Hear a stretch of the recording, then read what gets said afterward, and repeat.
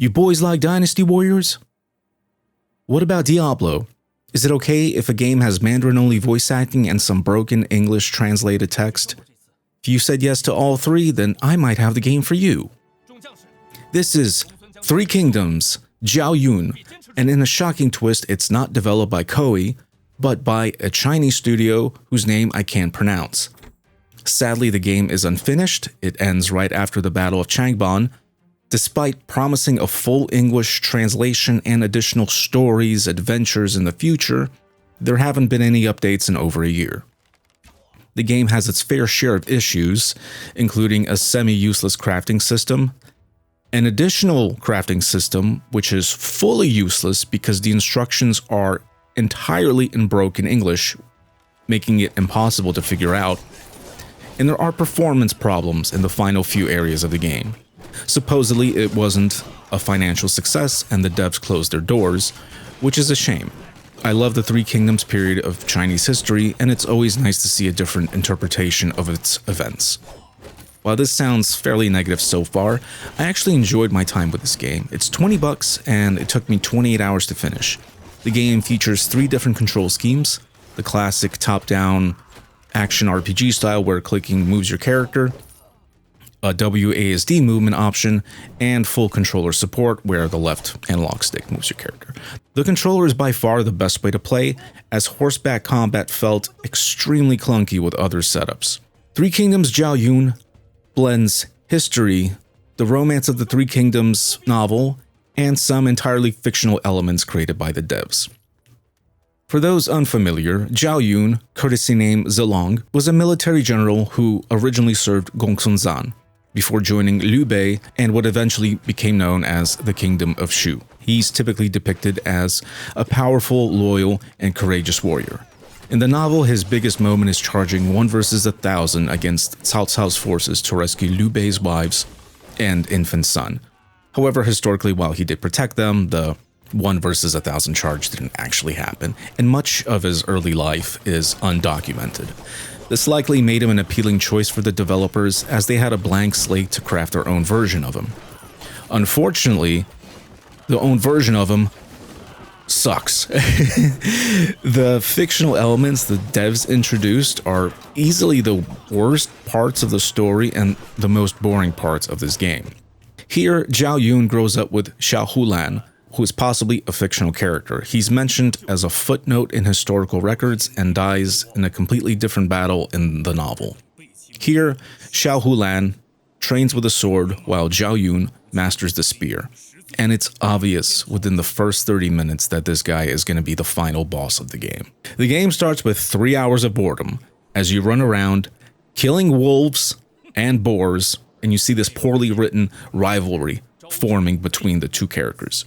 And then it finally picks up when Zhao Yun joins Gongsun Zan. Gongsun Zan, despite being at war with Yuan Shao for nearly a decade, is rarely focused on games that takes place in this period of history. Here, he's portrayed as a total badass, and I really love the way they show him.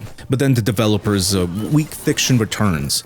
Zhao Yun is surrounded by a bunch of beautiful women who all fall in love with him, but he is too stupid to notice. Gongsun Zan's cousin, Gongsun Yui, is turned into a hot warrior woman. Ma Chao has a fake sister named Ma Yun Lu. Another fake childhood friend pops up as a doctor in training. Oh, and there's a fight with a giant snake.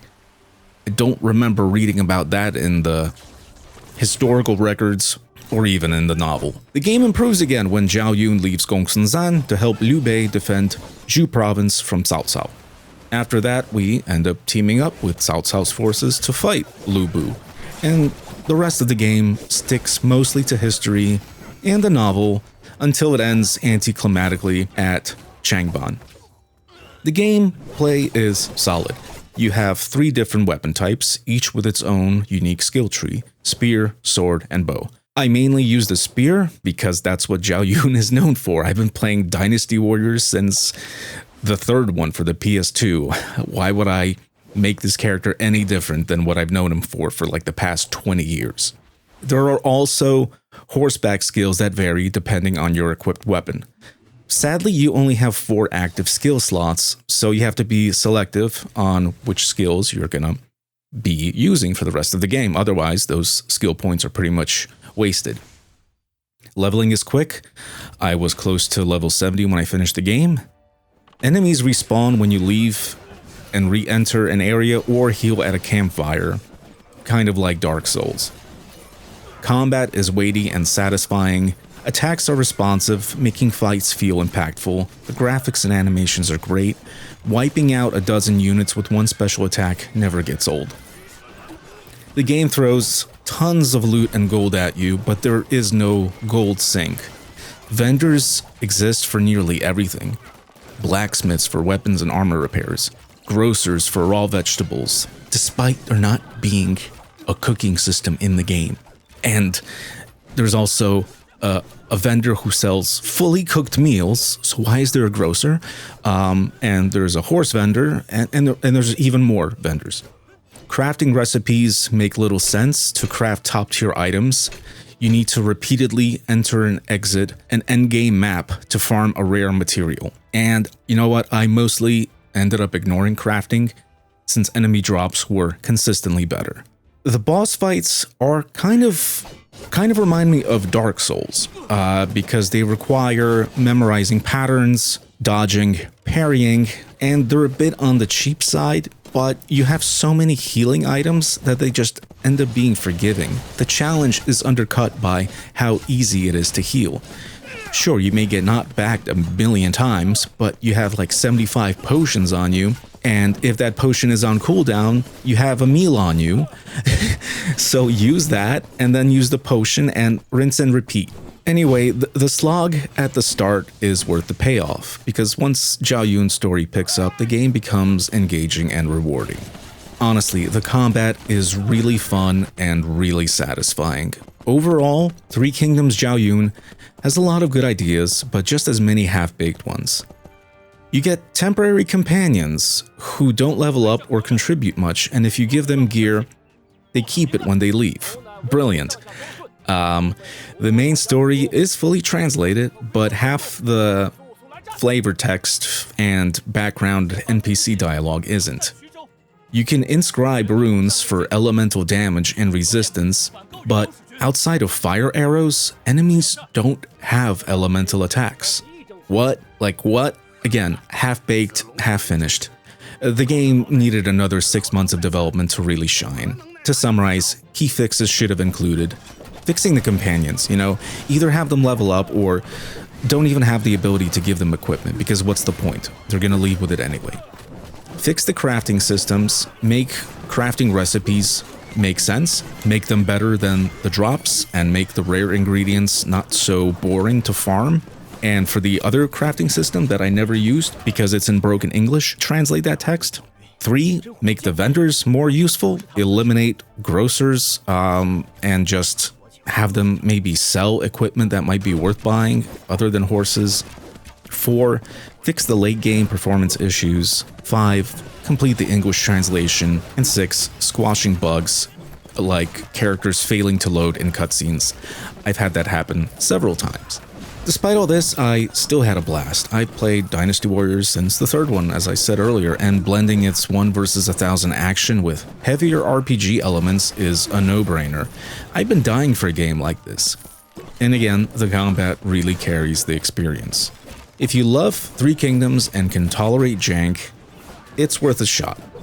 If not, but you're still a fan of action RPGs, then maybe. I've certainly played ones that are significantly worse. I think I picked it up on sale for maybe $12, and I can say it was definitely worth that price. Oh, and by the way, if you are gonna pick this game up, be sure to brush up on your Chinese courtesy names, because almost everyone uses them in the dialogue.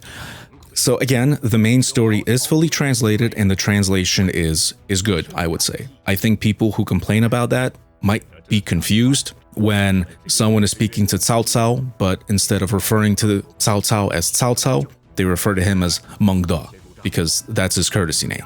The same thing with Gong Sun Zan. There are moments when he's referred to as Bogui, or Liu Bei, who's referred to as Zhuande, or Zhang Fei, who's referred to as Yide. or even the main character, Zhao Yun, who's referred to as Zilong.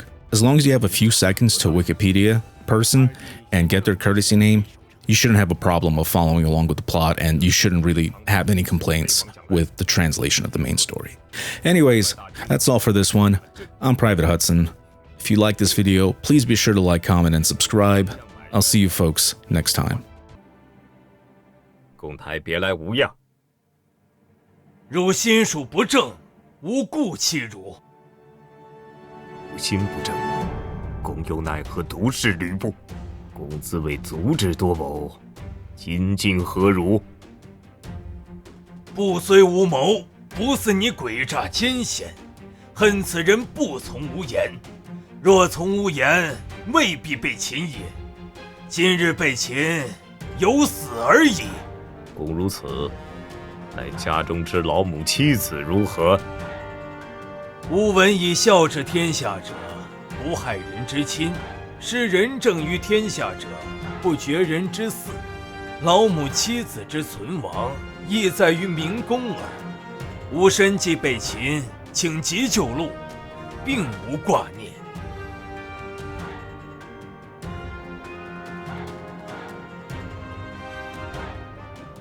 玄德贤弟，公为座上客，不为阶下囚，何不？传令，移送陈公老母妻子回许都养老，怠慢者斩。